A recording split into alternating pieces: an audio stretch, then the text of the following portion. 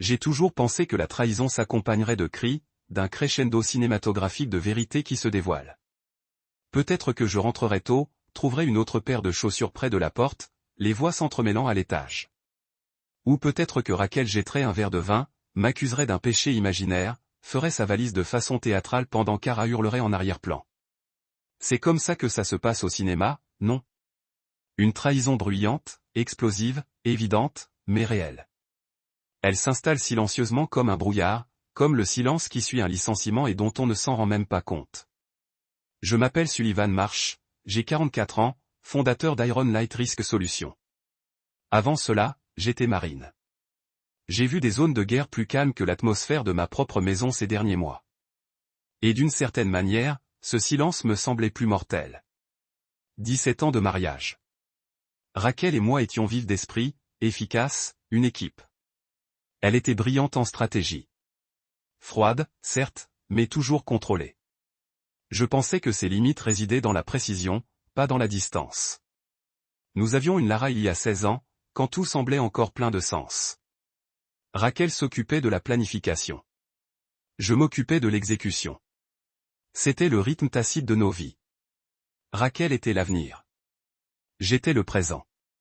Mais ces derniers temps, même ce rythme vacillait. Raquel était devenue plus froide, moins patiente. Son téléphone ne la quittait jamais. Même au dîner, son rire s'évanouissait comme volé dans la nuit. Et Delilah, ma fille, mon ombre silencieuse, qui se glissait dans mon lit quand l'orage grondait, devenait acerbe, sarcastique, toujours collée aux côtés de sa mère comme si j'étais une cible, une personne à ne pas prendre en compte. Je me suis dit que c'était l'adolescence. À la façon dont elle soufflait quand je lui demandais des nouvelles de l'école, à la façon dont elle levait les yeux au ciel chaque fois que je prononçais son nom, je me disais que c'était normal. Les enfants s'éloignent. Ils testent les limites. Ils se découvrent en se repoussant. Mais ensuite, Raquel a commencé à verrouiller la porte du bureau, à prendre des appels à l'extérieur. Elle a arrêté de me dire bonsoir. Je ne voulais pas les espionner. Bon sang, j'ai bâti ma carrière sur la surveillance, mais je crois toujours à la confiance, surtout sous son propre toit. Pourtant, un soir, je réparais notre réseau domestique après qu'une tempête ait mis le système hors service. L'interface du serveur a affiché la liste habituelle des appareils, ordinateurs portables, tablettes, panneaux de sécurité. Puis j'ai remarqué un téléphone répertorié 2 fois. L'iPhone d'Ara aussi. Curieux, j'ai cliqué sur les verrous de sauvegarde. J'ai pensé que c'était juste une synchronisation redondante. Peut-être qu'elle avait acheté un nouveau téléphone et n'avait pas supprimé l'ancien compte, mais c'était bien là. Horodatage, clip audio, transfert de fichiers, mémos vocaux, récents. Ma main a survolé la souris. Je savais ce que cela pouvait signifier. Je savais aussi qu'une fois que j'aurais appuyé sur lecture, je ne pourrais plus l'ignorer. Clic, un léger bruissement de parasite, puis une voix, étouffée mais indubitable. Maman, je n'aime pas ça. Il n'a rien fait. Il est juste là. La voix de Raquel a suivi, calme et posée. C'est ça le problème, il est toujours là à observer, à juger. Si on veut prendre un nouveau départ, il faut qu'il disparaisse, mais ça ne me semble pas juste. Raquel, c'est la seule solution. Crois-moi. Clic, j'écoute chaque dossier, chacun comme une aiguille qui me file dans les côtes. Planification, positionnement. Ma femme qui coache notre fille pour me dépeindre comme instable. Un intrus dans ma propre vie. Il parlait comme si j'étais un fantôme hantant leur potentiel. Comme si m'éloigner était une rénovation nécessaire. Sortez-le de la maison, disait Raquel dans un extrait. Elle respirait simplement doucement. Elle n'a jamais accepté, mais elle n'a plus protesté. La trahison ne résidait pas dans le fait que Raquel voulait me voir partir.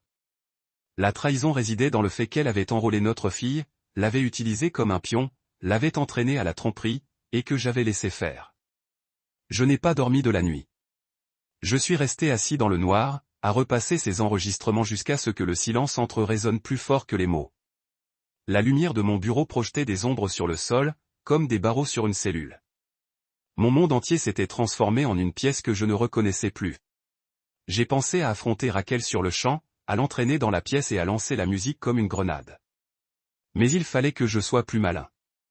Il fallait que je comprenne de quoi il s'agissait vraiment.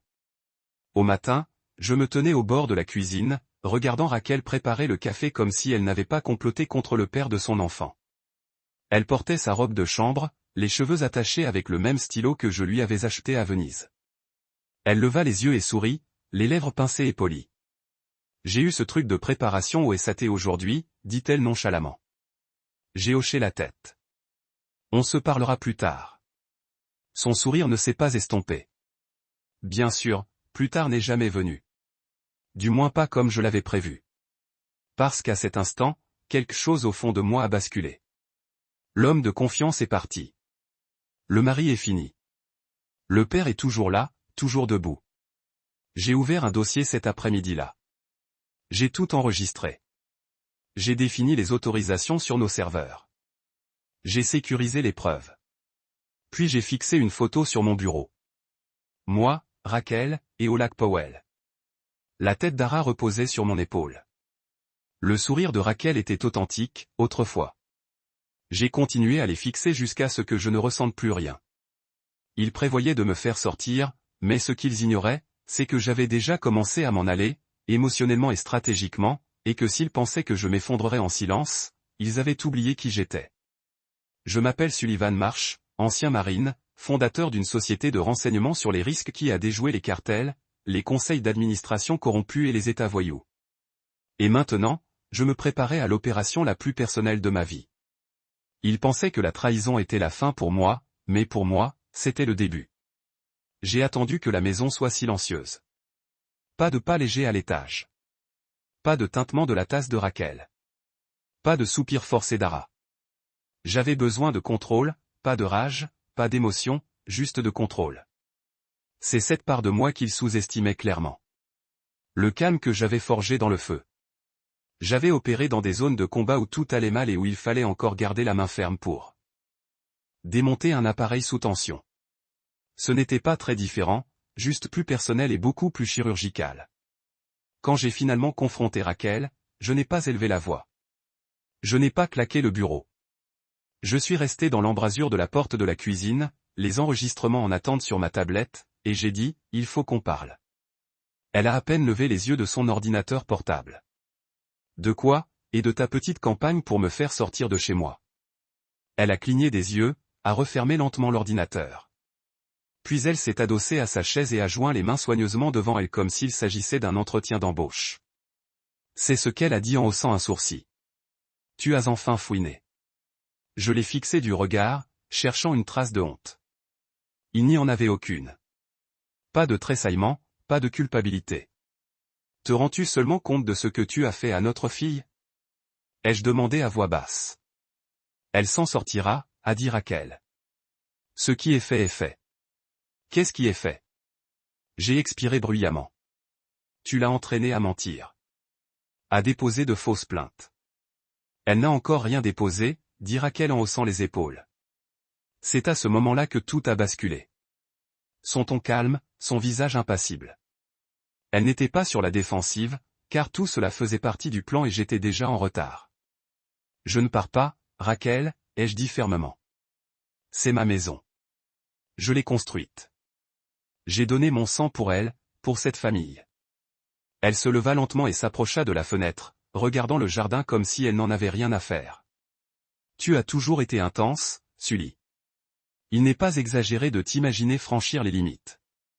Tu essaies de monter un dossier? Demandai-je.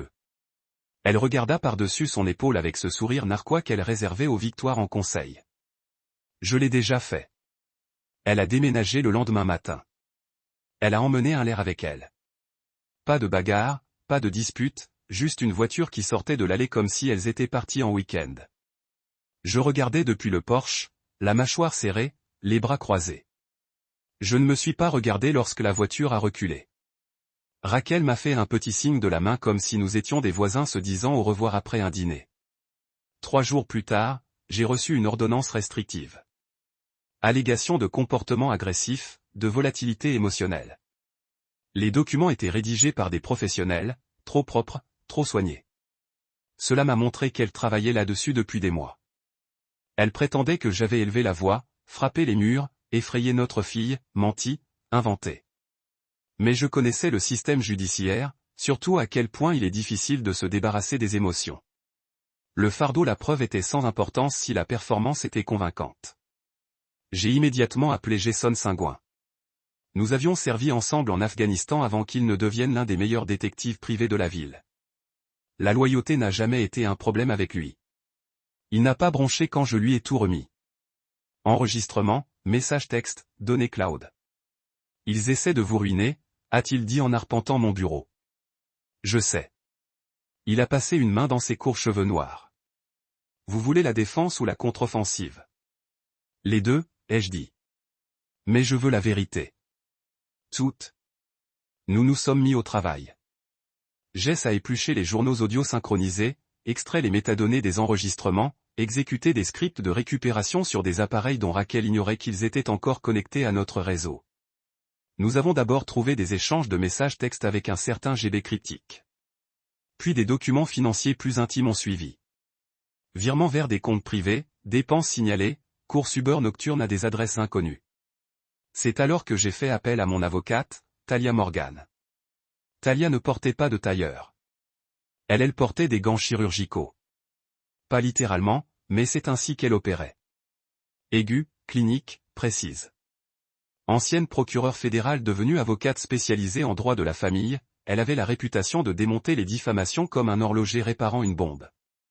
Elle étudia les dossiers, feuilleta l'ordonnance restrictive et reposa les pages sans un mot. Puis elle me regarda. Ils vont te dépeindre comme un monstre, dit-elle. L'ex-mari calme et sombre, froide et détaché. Ils utiliseront ta discipline contre toi. Ils le font déjà, répondis-je. Alors écoute-moi attentivement, se pencha-t-elle. Ne réagis pas. Ni au tribunal. Ni en médiation. Laisse parler les preuves. Laisse leur mensonge s'effondrer sous son propre poids. Et à propos de quoi, demandai-je. Talia s'adoucit légèrement. Nous dévoilons ce qui lui a été fait, et nous lui donnons l'espace pour le constater. L'audience de garde fut fixée au mois suivant. Talia agit vite. Des assignations à comparaître furent déposées. Une déposition fut programmée. Les échéances et les corrélations entre les actions de Raquel et les principales anomalies financières. Mais le plus dur n'était pas la préparation. C'était l'attente.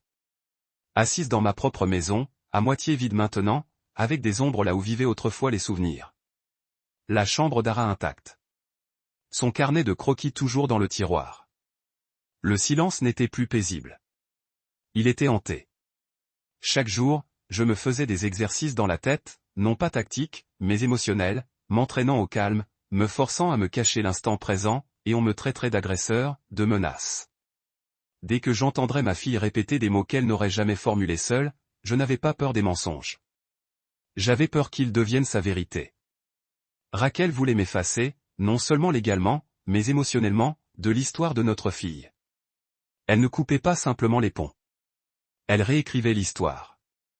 Mais ce qu'elle ne comprenait pas, ce qu'aucun d'eux ne comprenait, c'est que j'avais été entraîné à percer à jour les failles, à suivre des schémas. Et maintenant, j'avais une équipe derrière moi, un mur de preuves, une armée silencieuse qui m'attendait. Il ne s'agissait pas seulement de laver mon nom. Il s'agissait de reprendre ma place dans ma famille. La vie de ma fille. Et je ne perdrais pas. La salle d'audience sentait le papier et le vernis. Le genre d'endroit où la vérité se mesure au ton et à la posture plus qu'au fait. J'étais assis à la table de l'accusé, les mains à plat sur le bois poli, paumes ouvertes. Talia était assise à côté de moi, son bloc-notes couvert de notes concises et efficaces. Elle ne me jeta pas un regard. Elle n'en avait pas besoin. Nous avions répété ce moment des centaines de fois. Je n'étais pas là pour réagir. J'étais là pour regarder, pour écouter, pour laisser leur performance s'épuiser. Raquel était assise de l'autre côté de l'allée, les cheveux relevés en chignon, des boucles d'oreilles en perles, un blazer gris qui la faisait ressembler à l'épouse en deuil d'une publicité pharmaceutique. Elle ne me regarda pas non plus, mais son avocat, un jeune homme nommé Spence, au visage suffisant et à la pochette criant la surcompensation, se pencha vers moi et murmura quelque chose. Raquel hocha légèrement la tête, puis ajusta le mouchoir sur ses genoux comme si elle avait répété la requête. Le juge ouvrit l'audience. Ordre, voix neutre et professionnelle. Mademoiselle Raquel Marsh, vous pouvez témoigner. Raquel se tenait debout avec un sang-froid si parfait qu'on aurait dit une chorégraphie. Elle s'est dirigée vers la barre, a posé sa main droite sur la Bible, a prêté serment, puis s'est assise, les genoux croisés à angle droit pour faire face à la galerie, mais pas à moi. Son avocate s'est levée. Mademoiselle Marsh, pouvez-vous dire au tribunal pourquoi vous avez jugé nécessaire de demander une ordonnance restrictive contre votre mari? Elle a poussé un léger soupir, presque tremblant. Ce n'était pas une décision facile, a-t-elle commencé d'une voix à peine plus forte qu'un murmure. Sullivan est un homme très intense. Il l'a toujours été. Cela a fonctionné dans sa vie militaire. Cela a fonctionné lorsqu'il a développé son entreprise. Mais à la maison, cette intensité est devenue effrayante. Talia n'a pas bougé. Moi non plus. Raquel a continué, la voix basse et mesurée, comme si elle lisait un livre d'histoire sur la tragédie de quelqu'un d'autre. Il a commencé à nous isoler. Il ne nous laissait pas aller chez ses amis. Il voulait savoir où j'étais à chaque seconde. Si j'avais 5 minutes de retard, il se tenait à la porte, observant, silencieux. On avait l'impression d'être surveillé. Elle s'essuya les yeux, mais je ne vis pas une seule larme couler. Pas une seule. Son avocat hocha la tête avec compassion. Et vous a-t-il déjà fait du mal physiquement? Non, dit-elle rapidement. Mais parfois, ce n'est pas une question de bleu visible. Parfois, c'est une question de contrôle, d'atmosphère, de peur. Elle baissa les yeux, le regard vitreux. J'avais l'impression de disparaître. Et puis, le moment que je redoutais tant. Votre honneur, dit l'avocate, nous aimerions appeler Ara Marsh à la barre. Ma fille est entrée du couloir, vêtue d'un pull ample et d'un jean, les cheveux attachés en un chignon décoiffé. Elle paraissait plus âgée, un peu fatiguée, plus maigre. Mon cœur était brisé rien qu'à la voir. Elle refusait de soutenir mon regard. Elle prêta serment, assise raide. L'avocat garda une voix douce, comme s'il parlait à une victime de traumatisme. Sarah, pouvez-vous décrire ce que c'était que de vivre chez votre père? Elle déglutit. Il était strict. Il ne criait pas, mais quand il s'énervait, il se taisait. C'était plus effrayant, je crois, comme s'il pensait à quelque chose de pire. J'ai fermé les yeux une seconde. Respirez profondément. Vous sentiez-vous en danger? Un instant. Parfois. Pourquoi? Parce qu'il pouvait se mettre en colère. Et je ne comprenais pas toujours pourquoi. Sa voix était monocorde, robotique, mémorisée. Le juge s'est tourné vers moi. Monsieur Marsh, avez-vous des questions pour le témoin? Je me suis levé lentement, les mains immobiles le long du corps. Ma voix n'a pas élevé. Une seule, votre honneur. Talia a glissé le petit appareil dans ma main. Toujours synchronisé avec le serveur domestique, toujours connecté à la sauvegarde cloud. Je me suis approché du banc, j'ai demandé à déposer une pièce à conviction et je me suis tourné vers ma fille. J'ai dit, vous souvenez-vous de la conversation que vous avez eue avec votre mère mardi dernier vers 21h43? Elle a froncé les sourcils. Je ne m'en souviens pas, je le fais, ai-je dit, et j'ai appuyé sur lecture. Sa voix a rempli la salle d'audience. Claire, nette, diffusée par le haut-parleur portable. Maman, je déteste ça. Il n'a rien fait. Ce n'est pas lui le problème. Je me sens horrible de mentir. Il y eut un changement audible dans la salle. Même le sténographe judiciaire était figé. Puis vint la réponse de Raquel. C'est la seule solution, ma chérie. Il faut qu'il soit hors de la scène. Contente-toi de ce que nous avons répété. C'est pour notre avenir. Je laissai le silence qui suivit parler plus fort que tout ce que j'aurais pu dire. Les yeux se levèrent brusquement vers les miens, écarquillés, brillants d'un mélange de panique et de culpabilité. Raquel pâlit instantanément. Le juge leva la main. Nous allons faire une courte pause. Les gaves ne claquent pas toujours. Parfois, ils chuchotent. Talia se pencha vers moi tandis que nous nous asseyions. Bien joué. Je ne répondis pas. Je ne pouvais pas. Je regardais simplement Raquel attraper son sac à main comme s'il pouvait la sauver, comme si un sac pouvait la protéger des conséquences qui venaient de commencer. Elle resta hébétée. Son avocate essaya de dire quelque chose, mais elle le dépassa et sortit directement de la salle d'audience. Dehors, le couloir bourdonnait. Les journalistes avaient eu vent de quelque chose. La présence de notre nom de famille et de documents publics avait suscité l'intérêt. Ce n'était pas moi qui l'avais divulgué, mais quelqu'un l'avait fait, et cela n'avait plus d'importance, car le mensonge avait désormais de l'oxygène et brûlait tout sur son passage. L'équipe juridique de Raquel a demandé un ajournement. Le juge a accepté. 2 semaines, le temps d'examiner les nouvelles preuves. Talia a souri. On a simplement retourné le tableau. Alors qu'on se dirigeait vers la sortie, j'ai senti quelque chose bouger derrière moi. Je me suis retourné. J'étais seul près des distributeurs, les bras croisés sur la poitrine, la mâchoire serrée. Elle n'a pas parlé, elle m'a juste regardé comme si elle voyait quelque chose ou quelqu'un qu'elle n'attendait pas. Je ne me suis pas approché d'elle. J'ai juste fait un petit signe de tête, une invitation, un avertissement, un rappel. Puis je suis parti. Le silence qui a suivi la suspension de la salle d'audience n'était pas la paix. C'était une pression. Le genre de pression qui vous enveloppe le dos et attend que quelque chose se brise. Je ne savais pas ce qui allait suivre, mais je savais que le tableau avait basculé. Raquel avait été surprise en plein mensonge. Et Delara, ma fille, n'était plus un simple pion. Elle m'avait regardé droit dans les yeux. Vraiment. Il y avait une lueur d'espoir derrière cette carapace adolescente. Peut-être du regret. Peut-être de la peur. Peut-être un début de lucidité. Nous ne nous sommes pas parlé ce jour-là. A est parti avec l'avocat de sa mère, et non Raquel elle-même. Un autre signe que le château de cartes s'écroulait plus vite que prévu. Talia m'a dit de me taire, de laisser les choses se calmer. Plus Raquel se démenait pour reprendre le contrôle, plus elle deviendrait négligente. Ce soir-là, j'étais assise dans mon bureau à domicile, entourée des lumières clignotantes des serveurs et du faible bourdonnement des machines qui était devenu mon seul public. L'extrait audio était devenu viral. En quelques heures, quelqu'un l'a divulgué. Ni moi, ni Talia, mais quelqu'un proche de la partie adverse. Nous avons appris plus tard que l'avocate adjointe de Raquel, une employée subalterne mal à l'aise avec l'orientation de son affaire, l'avait anonymement soumise à un blog sur les droits de la famille. De là, l'information s'est répandue. Un père innocenté, une fille prise dans la tourmente, une mère exposée. Au matin, tous les médias étaient au courant. L'affaire tournait autour de moi, avec une implication juridique. J'ai reçu des SMS d'anciens collègues, et même de quelques journalistes avec qui j'avais travaillé au début d'Iron Lights. J'ai tout ignoré.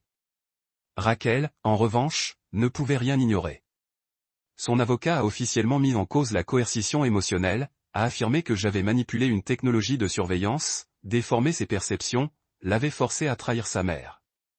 L'ironie d'être accusé de manipulation psychologique par ceux-là même qui avaient orchestré une campagne pour m'effacer ne m'a pas échappé. Le public n'y a pas cru. L'enregistrement était trop clair. La voix était brute, incertaine, vraie. La voix de Raquel était calme, posée, accablante. Le lendemain, Talia a transmis un message de l'avocat de Raquel. Une réunion privée. Officieuse, pas de presse, pas de posture. J'ai décliné. Il n'avait pas le droit de se taire. J'ai repris contact quelques nuits après la fuite. Pas par téléphone. Pas par de longues excuses émouvantes, juste par SMS. Puis-je venir ? Je l'ai regardé fixement pendant 5 minutes. Quelques minutes avant de répondre. Portes ouvertes. Elle arriva 20 minutes plus tard. Seule. Les phares de sa voiture clignotèrent à travers les vitres, et pour la première fois depuis des mois, la maison sembla battre à nouveau. Je me tenais dans l'entrée lorsqu'elle entra, le visage pâle, les yeux cernés d'un trait plus lourd que du mascara. Elle ne me serra pas dans ses bras. Je ne la pris pas dans mes bras. Nous restâmes là, un instant de trop. Je ne suis pas là pour tout arranger, dit-elle d'une voix tremblante mais sincère. Je ne te l'ai pas demandé.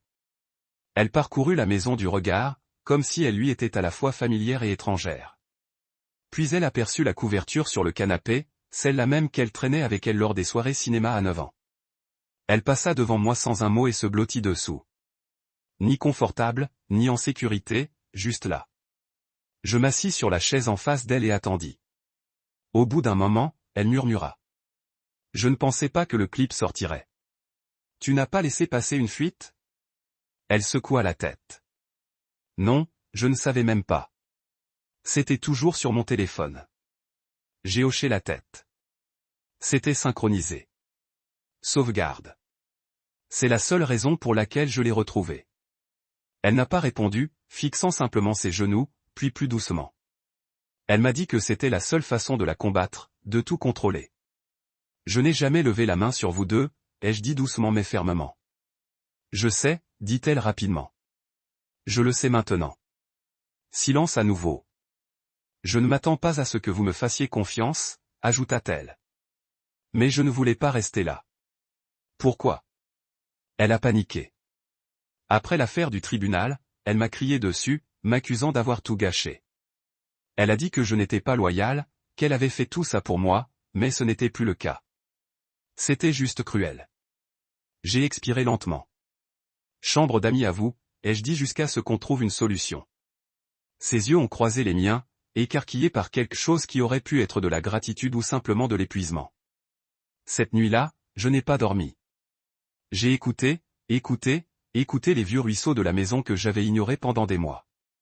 Le bourdonnement du réfrigérateur, le faible bruit du volet du système de chauffage et de climatisation, et des pas à 2h17, marchant à pas feutrés dans le couloir pour aller chercher de l'eau. Elle faisait ça quand elle faisait des cauchemars. Elle n'a pas frappé à ma porte cette fois, mais c'était quelque chose. Talia a appelé le lendemain matin. J'ai une théorie, a-t-elle dit sans préambule. Vas-y, un proche de Raquel a divulgué la vidéo. Soit par culpabilité, soit par stratégie. Et maintenant, ils essaient de faire croire que vous avez manipulé le récit depuis le début. Ils n'ont pas fini de se battre. Non, acquiesça Talia. Mais ils sont déséquilibrés. Et ça veut dire qu'on insiste. Insiste. Comment? Découverte. Elle a dit qu'on s'en prendrait aux archives de communication, aux correspondants privés, aux pistes financières. Si elle et moi étions influencés par quelqu'un d'autre, quelqu'un qui ne s'appelle pas Raquel, il est temps qu'on fasse la lumière là-dessus aussi. Belle, ai-je murmuré. Le nom était apparu une ou deux fois dans les recherches de Jaïs. Grégory Bell, un ami de la famille. Trop familier. Trop présent. Je pense que c'est lui qui murmure dans le contexte. Dit Talia. J'escreuse déjà. Faisons venir un spécialiste du numérique. J'ai dit que si on ouvrait la porte, je voulais qu'on examine tous les angles. Tu penses à quelque chose d'offensant? Non, dis-je, la voix durcie. Je pense à quelque chose de chirurgical. On a raccroché et j'ai traversé le couloir. La porte de la chambre d'amis était entr'ouverte. Elle était allongée sur le côté, recroquevillée, son téléphone sur l'oreiller à côté d'elle. Son vieil ours en peluche, celui que je croyais trop grand, était assis à côté d'elle. J'ai refermé doucement la porte. Le mal était fait, mais le mensonge aussi. Il fallait maintenant trouver les mains qui tiraient les ficelles. Et cette fois, je ne me contenterai pas de réagir. Je serai celui qui tendrait le piège. J'avais passé des années à étudier les schémas, les mouvements, les habitudes et les signes humains. Dans l'armée, c'était la différence entre la vie et la mort. Dans la sécurité privée, cela signifiait démasquer les menaces avant même qu'elles n'atteignent le périmètre. Dans ce cas, la menace avait déjà franchi la porte d'entrée et empoisonné tout ce que je croyais sécurisé. Si Raquel était le bourreau, je commençais à croire que Grégory Bell en était l'architecte, et je n'allais pas laisser cette théorie de côté. Le lendemain matin, installé dans la chambre d'amis, j'ai appelé Ava Serrano. C'était l'une des meilleures spécialistes en criminalistique numérique du secteur. XNSA, un esprit brillant caché derrière d'épaisses lunettes et une attitude clinique et discrète capable de déchiffrer les réseaux cryptés comme du papier de soie. Nous avions travaillé ensemble des années auparavant sur une violation de données impliquant un sous-traitant de la défense américaine. Si quelqu'un pouvait comprendre ce qui avait été filtré par les appareils de synchronisation, c'était bien elle. Elle est arrivée cet après-midi-là, ordinateur portable à la main, sans bavardage, assise en tailleur dans mon bureau, les doigts sur son clavier, accédant à notre serveur de sauvegarde local. J'ai extrait les journaux de synchronisation des appareils, lui ai-je expliqué en lui tendant une clé USB. Conversation, historique des applications, messages supprimés, tout. Le système a effectué une sauvegarde automatique tant que le compte personnel était encore connecté. Elle a hoché la tête sans lever les yeux. Donnez-moi 4 heures. Je l'ai laissé travailler, j'ai fermé la porte et j'ai essayé de comprendre la colère qui me rongeait. Po. Chaque conversation avec Raquel tournait en boucle. Chaque fois que j'avais ignoré la tension, chaque fois que j'avais ravalé son détachement au stress, je me demandais sans cesse à quel moment tout cela avait commencé. Quel jour m'avait-elle regardé et décidé que je n'avais plus ma place? Des heures plus tard, Ava est apparue, tenant son ordinateur portable comme une preuve de scène de crime. « C'est pire que tu ne le pensais », a-t-elle dit d'un ton neutre. « Montre-moi. » Elle a posé l'ordinateur portable devant moi et a ouvert un dossier intitulé « Chaîne d'alias de correspondance GB ». J'ai commencé par un texto entre une et sa mère. Elle a dit « Manipulation assez classique. » Rien d'explosif juridiquement, mais j'ai ensuite croisé un contact inconnu. Ellis s'est inscrit sous un compte Google Voice. IP masqué. J'ai retracé les métadonnées et les notes vocales. Ce pseudonyme appartient à Gregory Bill. Ce nom m'a fait serrer la mâchoire. Bill était là depuis des années. Amical, trop. Un ami de la famille, même si je n'ai jamais vraiment adhéré à ce titre. Raquel a toujours insisté sur le fait qu'il n'était qu'un mentor, quelqu'un à qui on pouvait parler sans pression. Ava a cliqué sur un fil de discussion. Et j'ai retrouvé un long échange datant d'il y a 4 mois. Belle, c'est un bon soldat, mais ça ne fait pas de lui un bon père. Tu mérites mieux. Lara, j'aurais juste aimé qu'il ne fasse pas de toute une règle. Belle, ta mère et moi pensons que tu as besoin d'un environnement qui te permette de t'épanouir. Cette maison n'est pas comme ça. Et plus tard. Belle, il y a des moyens de remédier à cela. Discrètement, légalement. Il n'a pas à faire partie de ton quotidien. J'ai senti l'atmosphère se durcir autour de moi. J'ai continué à faire défiler.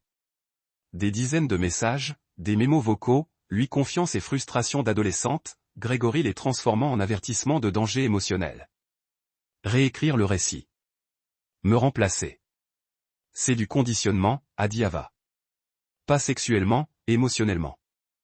Il s'est positionné comme son refuge. Te discréditant lentement, puis soutenant le récit de Raquel selon lequel chaque occasion. Un poids froid m'a pesé sur la poitrine. Avait-il aussi coaché Raquel? Ava a hoché la tête. Même numéro masqué utilisé pour envoyer des liens vers des ressources juridiques. La fréquence des messages a augmenté 2 mois avant la contention. Ordre? À mon avis? Il a aidé à tout planifier. Talia est arrivée 1 heure plus tard, et nous lui avons tout expliqué. Elle a pris des notes en silence, puis s'est adossée à sa chaise. Nous n'avons pas seulement de l'influence ici, a-t-elle dit. Nous avons une conspiration stratégique. Cela pourrait tout bouleverser. Pouvons-nous le démasquer? Pas encore. Mais nous pouvons assigner à comparaître les communications entre Raquel et Belle. Les conclusions de AA nous donnent raison. Une fois le lien et le mobile établis, nous les poursuivons avec une action conjointe, une demande reconventionnelle pour poursuites abusives, manipulation émotionnelle et intention d'aliéner les droits parentaux. Je l'ai regardé. Tu crois qu'on peut le prouver? Les yeux de Talia se sont plissés. Je pense qu'on peut les enterrer. En 1 semaine, le cercle intime de Raquel a commencé à se fracturer. L'équipe d'AA a remonté d'autres fils de discussion, supprimé des fichiers, chiffré des dossiers liés à des journaux en ligne qui ont révélé encore plus de notes. Belle avait suggéré à Lara de garder chaque mot orienté vers la peur. Des expressions comme « contrôle émotionnel » et « environnement autoritaire ». Des mots que Raquel lui avait probablement inculqués, renforcés par Belle. Pendant ce temps, le travail de Raquel commençait à lui échapper. Son entreprise, autrefois sa fierté, a lancé un audit interne discret. Un membre du conseil d'administration avait signalé des problèmes éthiques après avoir lu l'article viral. Une stratège avisée comme Raquel ne pouvait se permettre l'odeur du scandale. Jess, toujours aussi minutieux, a compilé un dossier sur le passé de Belle. Ce n'était pas le cas. Il a fallu du temps avant qu'il ne découvre des schémas récurrents. 2 familles précédentes, 2 accords scellés, des femmes qui lui avaient fait confiance, des adolescents qui l'avaient exploité. Dans les 2 cas, la manipulation émotionnelle avait été suspectée, mais jamais formellement inculpée. Jusqu'à présent, nous avons un schéma récurrent, a déclaré Jess. L'une des femmes est prête à témoigner anonymement. L'autre pourrait aussi se manifester. C'était la faille. L'histoire a commencé à basculer. Les comptes de Raquel sur les réseaux sociaux sont devenus privés. Les pages communautaires de Belle ont disparu. Les forums de parents en ligne qui citaient autrefois les articles de Raquel ont commencé à les taguer avec hashtag manipulation et hashtag abus de garde. Je me suis tenu à l'écart pour l'instant. Elle est restée dans la chambre d'amis, presque seule, jusqu'à ce qu'un soir, en rentrant, je la trouve à la table de la cuisine, les yeux gonflés mais immobiles. Elle fixait une vieille photo, une de nous trois, prise pour son 9e anniversaire. Je me suis souvenu du moment où Raquel avait organisé la fête, mais c'était moi qui avais construit la cabane dans les arbres. Elle a posé devant celle sur laquelle elle m'avait supplié de peindre son nom. Bleu.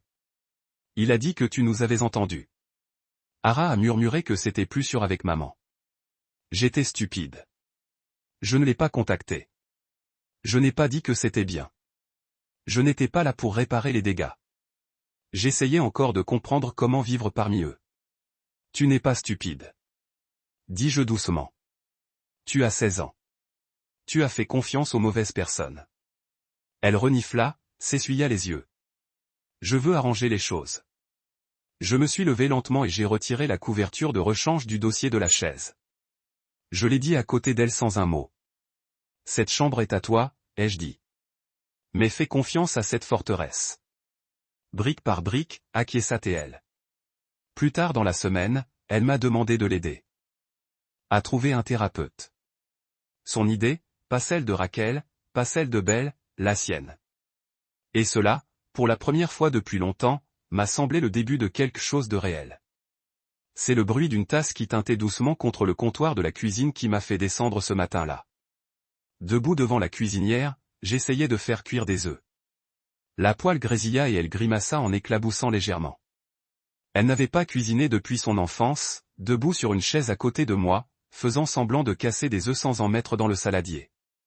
C'était une autre vie, plus douce. Elle ne me remarqua pas au début.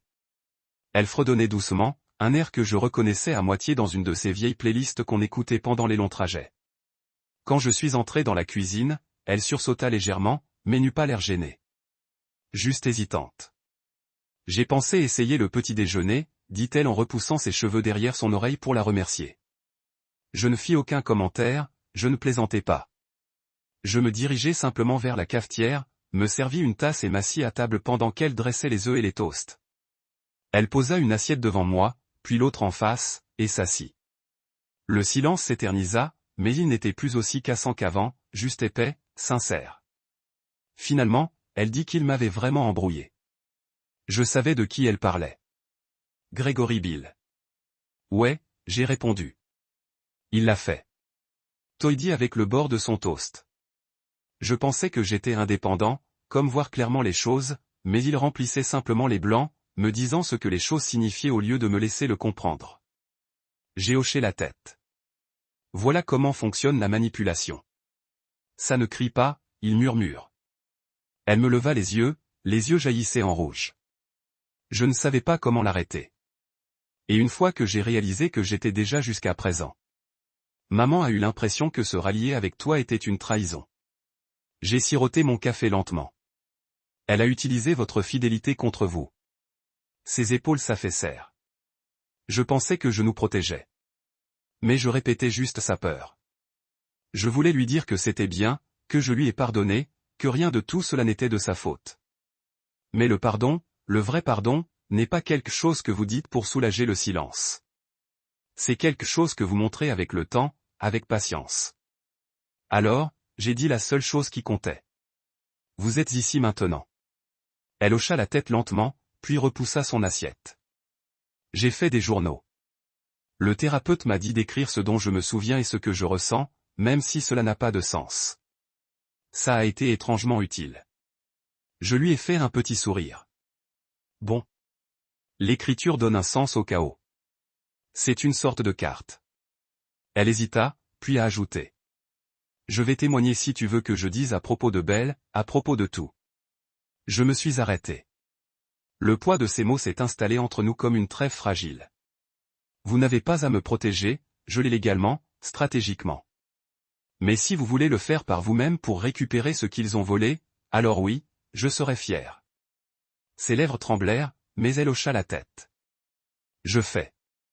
Plus tard dans l'après-midi, Jess a appelé. Vous vous asseyez ?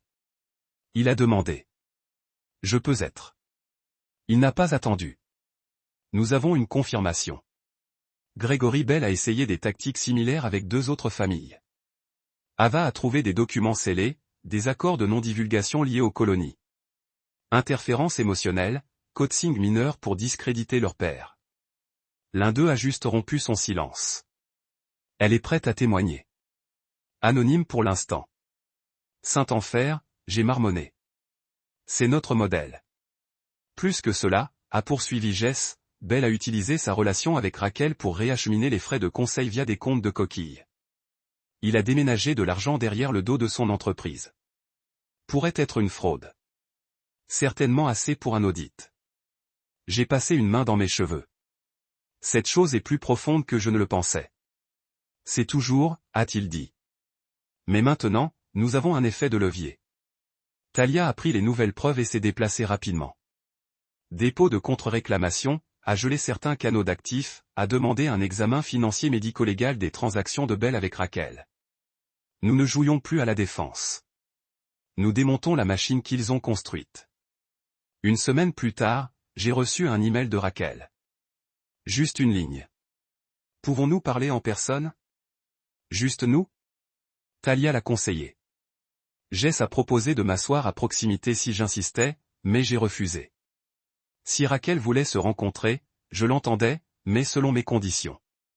Nous nous sommes rencontrés dans le hall d'un hôtel haut de gamme au centre-ville. Terre neutre. Pas d'enfants, non les équipes juridiques, juste les fantômes de 17 ans entre nous. Elle entra avec des lunettes de soleil sombre, sa posture plus serrée que d'habitude. Pas la femme composée de la cour. Cette version de Raquel avait l'air effiloché, les bords montrant, comme si les coutures avaient finalement commencé à se séparer. Elle s'est assise en face de moi à une table d'anglais et a enlevé les lunettes. Ses yeux étaient bordés de fatigue, pas de maquillage. Je ne suis pas là pour le gravier, a-t-elle commencé. Je ne m'attendais pas à vous, elle soupira. Je n'ai jamais voulu que ça aille aussi loin. Je lui ai lancé un long regard. Vous ne l'avez pas arrêté non plus. Elle n'a pas discuté, a simplement regardé ses mains. Gregory a rendu tout cela si simple, logique, une pause propre, un nouveau récit. Il a dit que ce serait plus heureux que vous vous adaptez. Vous le laissez utiliser notre fille comme une arme. Je sais que sa voix a craqué et je le regretterai pour le reste de ma vie. Je l'ai regardé de près. Il y avait des remords là-bas. Pas assez pour que j'oublie, mais peut-être assez pour reconnaître comme réel. Elle s'éclaircit la gorge. Ce qui se passe suivant? Cela dépend de vous. Je suis prêt à abandonner la garde. Éloignez-vous de toute réclamation financière. Ne faites pas glisser un tribunal plus. S'il vous plaît. Elle a déjà accepté de témoigner. Elle veut que la vérité soit sortie. Raquel a avalé fort. Ensuite, laissez-le être dans le dossier, mais je vais le faciliter la tâche. Nous avons convenu officiellement des conditions. Elle retirerait sa requête en garde à vue, Walksoup pour époux et ferait une déclaration publique effaçant mon nom. Nous avons signé l'accord au bureau de Talia 3 jours plus tard. Mais ce ne sont pas les papiers qui comptaient. C'est ce qui s'est passé par la suite. Ce accent aigu fait à côté de moi devant le tribunal lors de l'audience finale. Elle regarda Raquel, sa mère autrefois impeccable, réciter la déclaration à haute voix. Raquel Marsh, avons reconnu que mes actions étaient influencées par la désinformation et la pression émotionnelle. Je m'excuse auprès de Sullivan Marsh et de notre fille pour tout dommage causé par mes décisions. Je ne conteste plus la garde et affirme que Sullivan est un parent capable et stable. Sa voix vacilla, ses mains tremblaient. Elle n'a pas clignoté. Plus tard, alors que nous sortions du palais de justice, je demandai comment elle se sentait. Plus léger, a-t-elle dit. Mais pas libre. Pas encore. Liberté, je lui ai dit. N'est pas une question d'évasion. Il s'agit de la vérité. Elle m'a regardé. Ensuite, je veux vivre en vérité à partir de maintenant. C'était la première fois que je la voyais sourire sans culpabilité. Et pour la première fois depuis des mois, j'ai ressenti quelque chose de proche de la paix. Quelques jours après la déclaration publique de Raquel, son avocat a de nouveau contacté. Ne pas menacer, non pas calmer, mais pour offrir quelque chose de nouveau, un règlement privé. Pas de presse, pas d'audience, juste des signatures, des accords scellés et du silence. Raquel voulait que le reste disparaisse tranquillement. Elle espérait que la tempête passerait si elle cessait de le nourrir. Mais ce n'est pas ainsi que les tempêtes fonctionnent. Je me suis assis dans le bureau de Thalia en lisant la proposition, l'expression illisible. La chaise en cuir sous moi grinçait à chaque fois que je bougeais, mais je n'arrêtais pas de regarder l'écran comme si elle pouvait clignoter en premier. Elle offre tout, a finalement déclaré Thalia. Cust a vu, division des actifs, même une clause de non-circonscription. Elle est désespérée. Je me penchai en avant, voix basse. Quelle est votre opinion professionnelle? Elle veut disparaître avant que Gregory Bell ne soit pleinement exposé, avant que de plus en plus de finances ne sortent. Avant que les autres femmes ne deviennent publiques, j'ai hoché la tête. Alors non. Thalia haussa un sourcil. Tu es sûr? Elle a choisi une trahison tranquille. Elle n'a pas un calcul silencieux. Je le veux sur disque. Thalia sourit faiblement, son approbation subtile mais claire. Ensuite, nous allons au tribunal. La salle d'audience cette fois était différente. Cour civile plus petit. La presse avait perdu une partie de ses premiers tirs. Mais la galerie était toujours bordée de quelques blogueurs juridiques et spectateurs du tribunal de la famille. J'ai choisi de rester à la maison. Non pas parce qu'elle ne m'a pas soutenu, mais parce qu'elle avait fait sa part. Elle avait dit sa vérité. Maintenant, c'était à notre tour de poser l'ours de repos. Raquel est arrivée sans Bell. Au lieu de cela, elle est venue avec un nouvel avocat. Plus ancien, plus prudent, le genre qui se spécialise dans le contrôle des dégâts, sans gagner. Thalia a ouvert notre cas avec une précision méthodique. Elle a présenté des courriels de Bell masqués compte, transferts financiers déguisés en frais de consultation et journaux d'appel qui se sont trop bien alignés avec des changements de comportement soudains dans l'ARA. Elle a ensuite présenté les témoignages scellés, la déclaration anonyme de la précédente victime de Bell. Une deuxième lettre encore plus accablante d'une autre femme qui avait été émotionnellement isolée de son mari et a ensuite subi une dépression mentale. Elle a choisi de s'installer, a déclaré Thalia, hochant la tête vers les documents. Mais elle permet à ses paroles de parler aujourd'hui, et ils font écho à ce que nous voyons ici. Un modèle de manipulation calculé par Gregory Bell, aidé volontiers ou non, par Madame Raquel Marsh. L'avocat de Raquel s'est opposé, mais le juge l'a laissé entrer. La pertinence s'est établie. L'implication de Bell n'était pas seulement une trahison personnelle. C'était des bases légales, du complot, de l'intention de causer des dommages à la réputation, et le tribunal commençait à le voir. Lorsque Raquel a pris la position, ses yeux avaient l'air vitreux, non pas des larmes, mais de la fatigue. Elle avait vieilli une décennie depuis la première audience. Le juge lui a demandé directement, « Remerciez-vous que Gregory Bell a influencé votre juge ?» Pas d'autres questions. Quand ce fut fini, le juge a jugé rapidement. Custodie complète m'a accordé. Toutes les réclamations par Raquel retirées. L'implication de Bell a officiellement conclu le dossier public en tant que motif d'une enquête plus approfondie.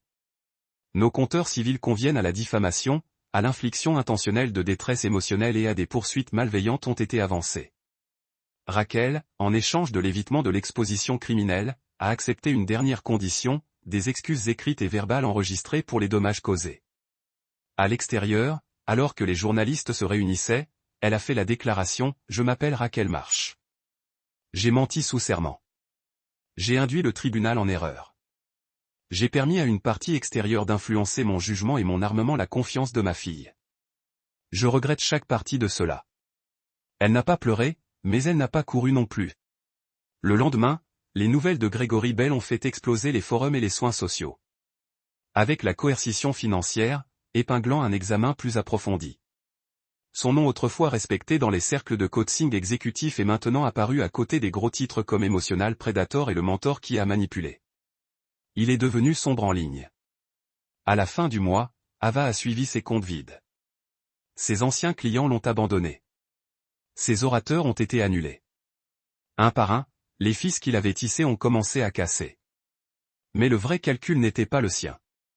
C'était à moi. C'est venu la nuit où j'ai trouvé un salon recroquevillé avec un vieux livre sur le leadership. Elle leva les yeux lorsque je suis entré, clignant des yeux endormis. « Ça va ?» j'ai demandé. Elle hocha la tête. Je venais de lire. J'ai oublié à quel point c'est calme ici, a-t-elle fait une pause, puis a ajouté. Quand je vivais avec elle, je n'avais pas l'impression de pouvoir respirer. Je me suis assis à côté d'elle. Tu peux maintenant. Elle pencha la tête sur mon épaule. Première fois depuis des années. Je n'ai pas bougé. Laissez-la simplement s'installer là. Je suis désolé pour ce que j'ai dit devant le tribunal, a-t-elle chuchoté. Je sais. Je ne le pensais pas.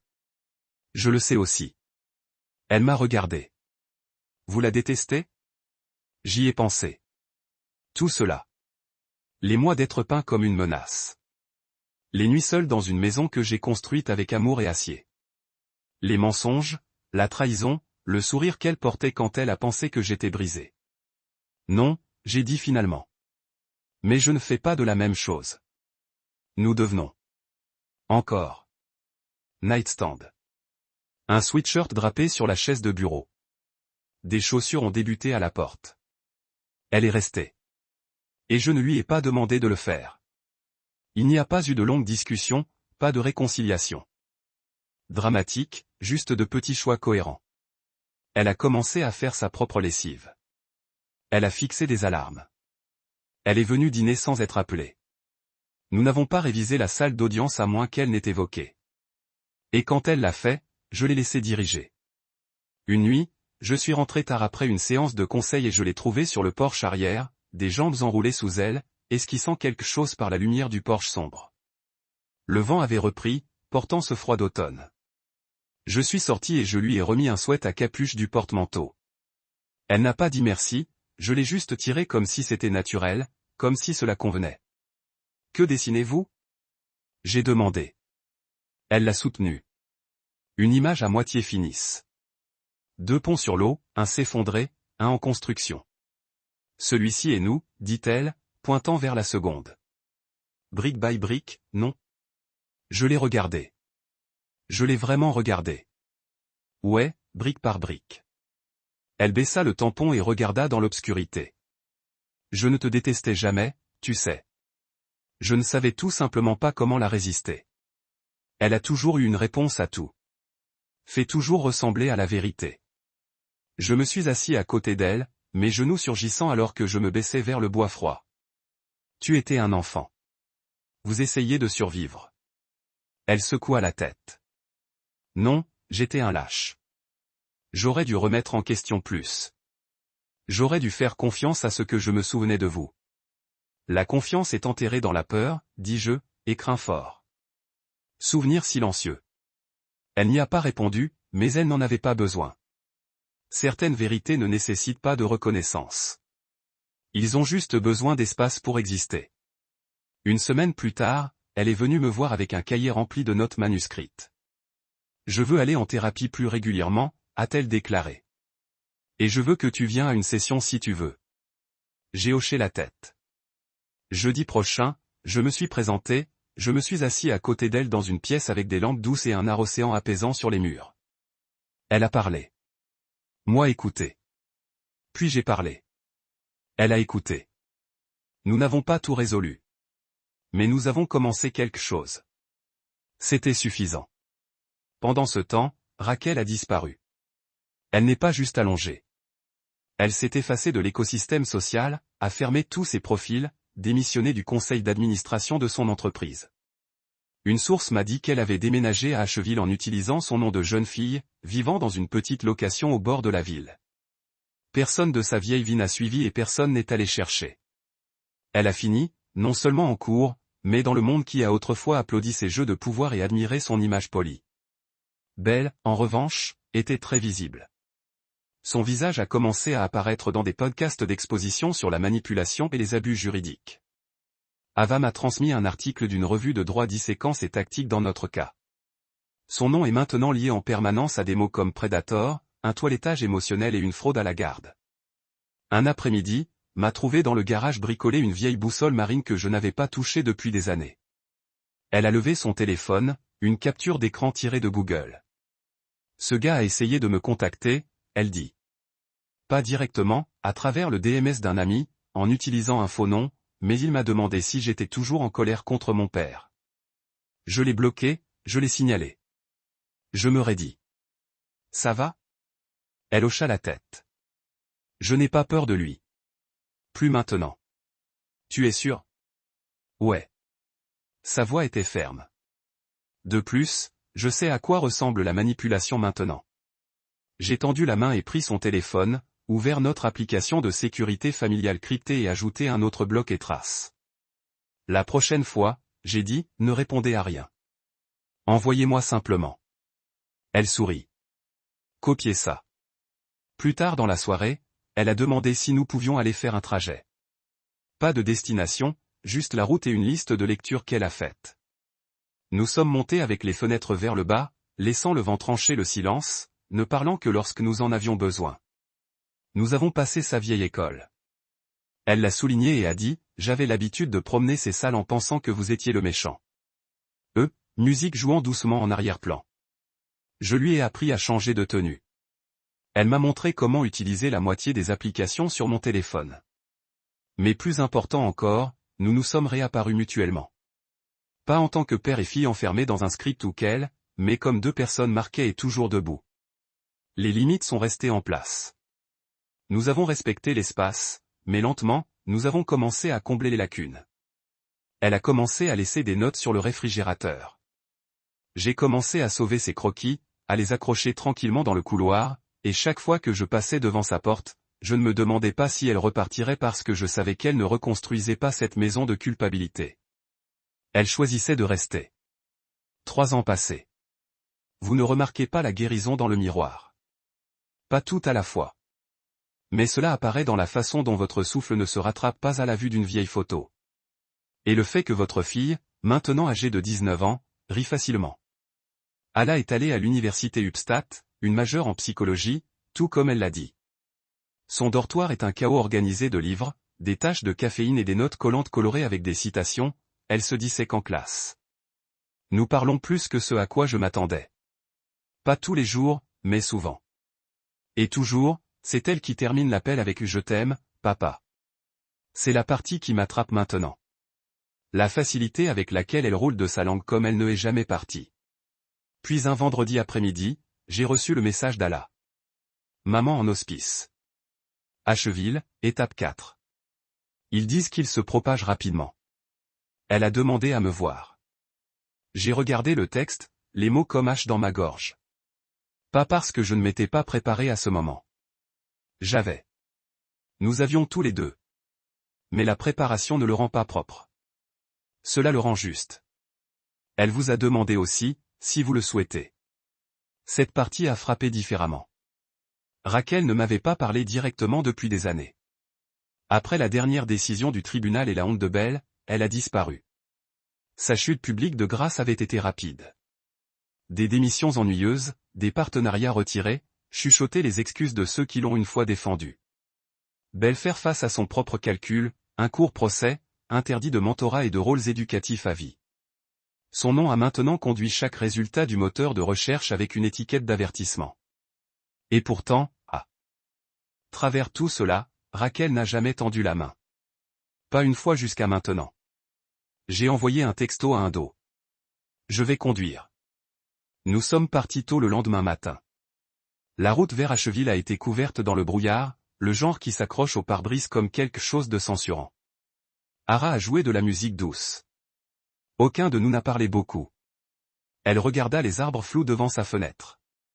J'ai regardé le GPS collé sur les kilomètres. Pensez-vous qu'elle le pense? Demanda-t-elle tranquillement. Je ne sais pas.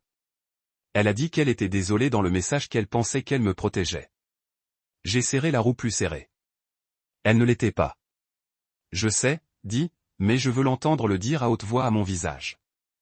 Lorsque nous nous sommes arrêtés dans les soins palliatifs, le soleil avait traversé les nuages. Le bâtiment était petit, en briques rouges, et entouré d'aélius envahis. La réceptionniste nous a donné son numéro de chambre. Non fanfare, pas d'avertissement, juste le chemin. Salle 109. Raquel était à peine reconnaissable. Elle était allongée dans le lit comme une version ombre d'elle-même. Plus mince, plus pâle. Ses cheveux autrefois impeccables avaient été recadrés, des patchs manquants.